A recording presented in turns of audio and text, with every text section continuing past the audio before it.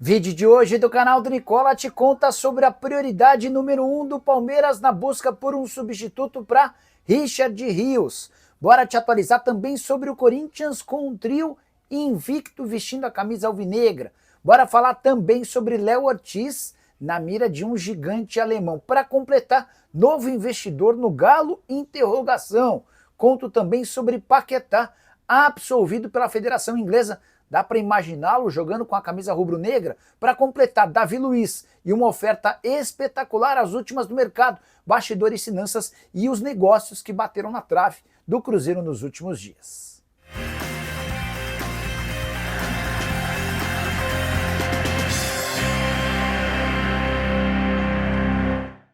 Fala aí pessoal, sou Jorge Nicola, bem-vindos a mais um vídeo do canal, sempre bom ter vocês por aqui. Sem perder tempo, pedir para deixar like, se inscrever no canal e ativar as notificações. Bora contar que todo esse conteúdo é um oferecimento de KTO, parceira do canal do Nicola. Minha sugestão para a noite dessa quinta-feira sendo conservador: vitória do São Paulo contra o Atlético Paranaense, vitória do Flamengo ou empate contra o Atlético Mineiro, partidas da Copa do Brasil. Se os dois resultados acontecerem, meus R$50 se transformam em 101. Para você fazer essa ou qualquer outra aposta, link no comentário fixo, clica, faz seu cadastro, preenche os dados, depois é só procurar por essa opção e se divertir sempre com responsabilidade, lembrando, você precisa ter pelo menos 18 anos de idade. Bora começar o vídeo com aquele tradicional giro de notícias e a primeira informação é sobre a Portuguesa que viajou nessa quinta-feira para Cuiabá, palco da partida de sábado contra o Misto, jogo de ida da segunda fase, mata-mata da Série D do Campeonato Brasileiro. A Lusa tem como vantagem, por melhor campanha, fazer o jogo da volta no Canindé no sábado seguinte. Quero contar também que conversei com o Thiago Escuro, executivo de futebol do Mônaco, para repercutir uma informação publicada pelo jornal L'Équipe. De acordo com a imprensa francesa, Ryan, do Vasco, interessa ao Mônaco. Thiago Escuro assegura que não existe negociação e que o atleta vascaíno não faz parte dos planos. Bora falar também sobre o Bahia, que não conseguiu fechar o empréstimo de Robert Renan, o ex-zagueiro do Corinthians, que pertence ao Zenit, poderia ir para o Bahia por um empréstimo de 1 ano e meio, mas o Wolverhampton de Vitor Pereira entrou na parada disposto a comprar o atleta ex-timão. Por falar no Bahia, contar também que o tricolor mandou uma proposta de empréstimo por Gustavo Nunes, ex-jogador do Grêmio, atualmente no Brentford. Proposta que, se as metas forem batidas durante o período de empréstimo, tornaria o negócio como uma obrigação de compra no valor de 18 milhões de euros, na maior compra da história do Bahia. Para completar o giro de notícias, contar que Vitor Reis, ex-zagueiro do Palmeiras e atleta do Manchester City, foi liberado para fazer exames médicos para assinar por empréstimo com o Girona, empréstimo de uma temporada. Vitor Reis, que chegou até a jogar no time principal do Manchester City, mas não conseguiu os minutos que precisava. Hora de falar sobre o Cruzeiro, preciso te atualizar sobre uma série de negócios na busca por atacantes que bateram na trave e geraram muitas repercussões, reclamações e críticas dos torcedores, até porque o titular, o Wanderson, desde que foi contratado, tem 22 partidas e nenhum gol marcado. O Cruzeiro tentou nas últimas semanas as contratações de Montoro, que fechou com o Botafogo, de Matheus Gonçalves, o BAP, presidente do Flamengo, na última hora desistiu de um acordo que já estava fechado verbalmente com o dono da SAF do Cruzeiro, o Pedro Lourenço. Outro nome tentado pelo Cruzeiro, Brian Rodrigues, mais o América do México, considerou a proposta do Cruzeiro muito baixa e inferior até a de outros clubes brasileiros que tentaram o uruguaio desde o início do ano. Negociação com Sarmiento, atacante equatoriano de um time da Inglaterra chamado Brighton, também não avançou, porque o Sarmiento não pretende voltar para a América do Sul. Inestrosa, jogador do Atlético Nacional. Esse atleta queria jogar no Cruzeiro, mas o Atlético Nacional recusou a proposta feita pelo Cruzeiro. Para completar, ainda houve uma tentativa de fechar com Gabri Martínez, atacante espanhol que pertence ao Braga. Em todos os casos, o Cruzeiro acabou por naufragar. E isso tem feito muitas especulações e críticas em relação aos dirigentes cruzeirenses, mas especialmente o Pedro Júnior, que é o filho do dono da SAF. É o Pedro Júnior quem comanda o departamento de futebol desde a saída de Alexandre Matos. Cheguei a contar para vocês pela manhã que está completamente descartada a possibilidade da contratação de um executivo de futebol para buscar contratações.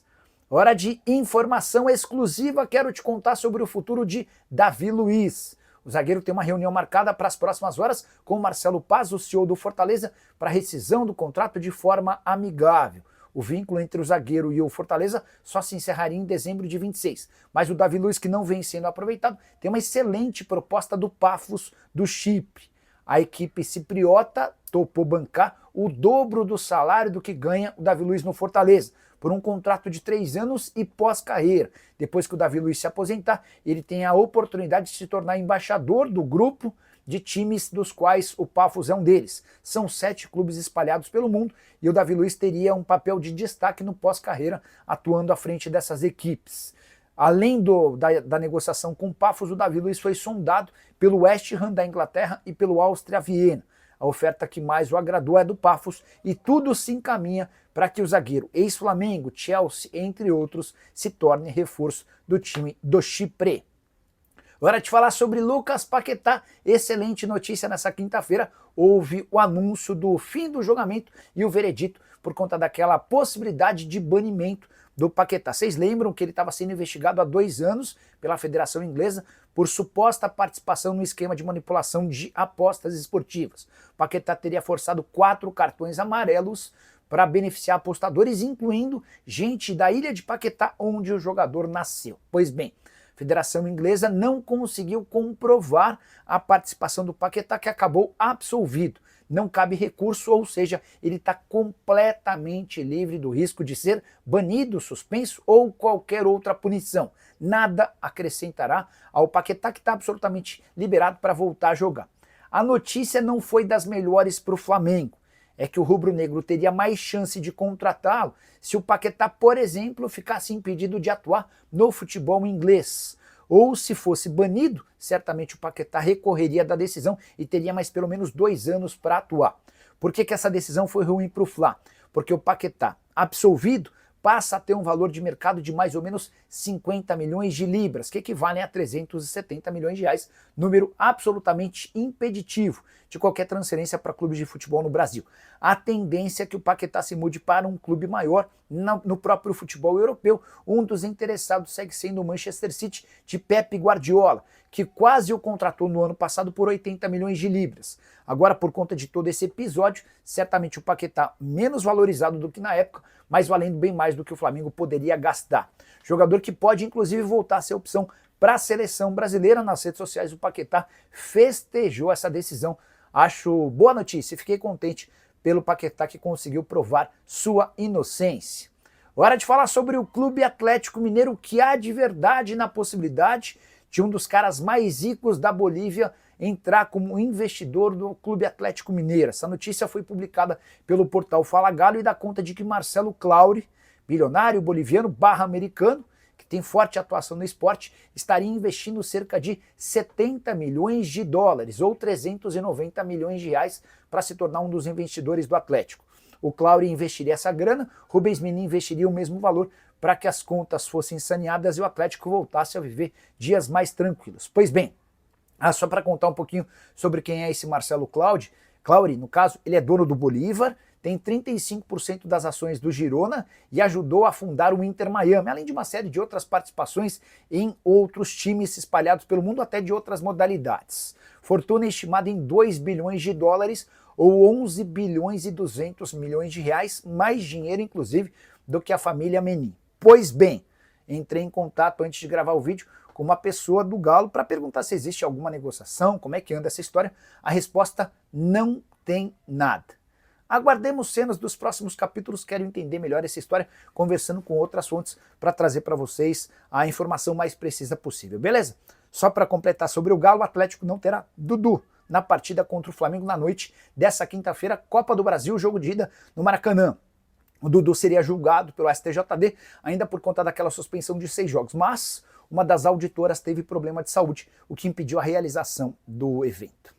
Preciso te falar agora sobre Léo Ortiz. O zagueiro do Flamengo recebeu proposta oficial do Leipzig, time da Alemanha. E a curiosidade vem agora: o Ortiz era até março do ano passado atleta do Red Bull Bragantino. Foi vendido por 7 milhões de euros ao Flamengo e agora é outro time da família Red Bull, o RB Leipzig, quem tenta a sua contratação. A proposta de 12 milhões de euros fixos mais 3 milhões de euros em bônus foi recusada pelo Flamengo. 12 milhões de euros hoje equivalem a 76 milhões de reais. O Fla ainda receberia 3 milhões de euros ou 19 milhões de reais em bônus, caso metas fossem alcançadas. A promessa do Leipzig é de uma nova oferta, até porque há o convencimento de que o atleta de 29 anos de idade se encaixaria como uma luva no clube alemão. O fato dele ter passaporte italiano permite ao Léo Ortiz que não ocupe vaga de estrangeiro. Paulo Pitombeira é quem representa o Léo Ortiz nas negociações e a promessa de uma nova proposta, até porque o Mário Gomes, que é o representante do Leipzig, ficou encantado com a evolução do Léo Ortiz, especialmente com a camisa do Fla. Recentemente o Mário Gomes conversou com o Léo Ortiz depois de assisti-lo na partida entre o Flamengo e o Red Bull Bragantino. Só para completar em relação ao noticiário rubro-negro, busca por reforços, se concentra nesse momento em um centroavante. Hora de falar sobre o Corinthians, que com o trio GYM nunca perdeu. Garro, Yuri Alberto e Memphis Depay têm 12 partidas juntos, desde o começo como titulares. Com 9 vitórias e 3 empates, todas as partidas na Neoquímica Arena, aproveitamento de 83%, a última vez que o trio esteve junto na vitória por 1-0 contra o Palmeiras, na noite dessa quarta-feira, jogo de ida das oitavas de final da Copa do Brasil, gol do Memphis Depay. Curiosidade, foi só a primeira vez que o técnico Dorival Júnior pôde contar com os 3 jogadores.